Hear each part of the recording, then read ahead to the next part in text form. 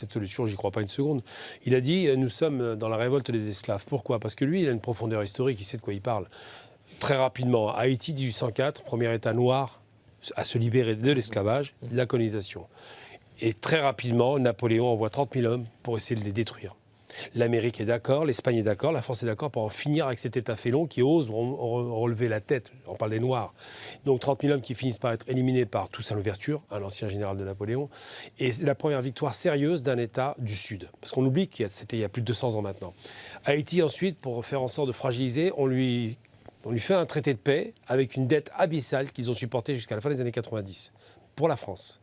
Haïti divisé en deux, Saint-Domingue d'un côté, du côté espagnol, et de l'autre côté, l'île, de ce qui reste de l'île. C'était un des pays les plus riches sur Terre, il y a 220 ans. Aujourd'hui, c'est un pays dans lequel on a sombré dans un abysse absolument insupportable. Sur un plan social, il n'y a plus d'État, il n'y a plus de fonctionnaires, il n'y a plus d'administration, il y a une corruption endémique. Et en plus, on leur a légué un cadeau assez abominable. On leur a légué le principe des gangs américains qu'on trouvait à Los Angeles, qu'on a trouvé après au Mexique et qu'on retrouve maintenant à Haïti. Rien n'est un hasard là-dedans. On fait payer à ces malheureux le fait d'avoir, il y a 200 ans, relevé le nez en étant esclaves. Et là, lorsque le manifestant dit « nous sommes des esclaves », il revient sur cette profondeur historique. Alors lorsque l'ONU va nous servir, à l'époque, il y avait tout un tas de présidents qui étaient présents, nous servir qui vont apporter la paix, j'ai envie de dire simplement, c'est presque une réalité aujourd'hui, c'est que les tontons macoutes sont presque regrettés à Haïti. Cette dictature à l'époque des Duvalier, on se dit finalement, valait mieux Duvalier que ce qu'on a aujourd'hui.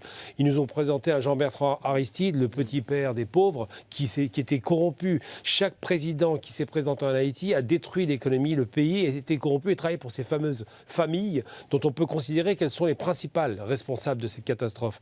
Les Haïtiens ne sont pas dans cette situation parce qu'ils l'ont voulu, ils le sont parce que ça a été organisé et planifié. Donc maintenant, quand Gutiérrez dit on va envoyer des gens, des casques bleus quasiment en Haïti, il se moque des Haïtiens parce qu'il sait très bien que le mal vient d'abord et avant toute chose des États-Unis. Leur proximité géographique avec les États-Unis, l'assassinat de l'ancien président qui se rapprochait de la Russie, il faut le rappeler, de la Chine, c'est un des moteurs de l'assassinat avec un groupe dont on n'a pas réussi à trouver l'origine. Il l'avait dit juste avant. Tout à fait. Et on l'assassine après. Avec un commando, 2 jours après. Commando militaire. Ce n'est pas les Haïtiens qui l'ont tué.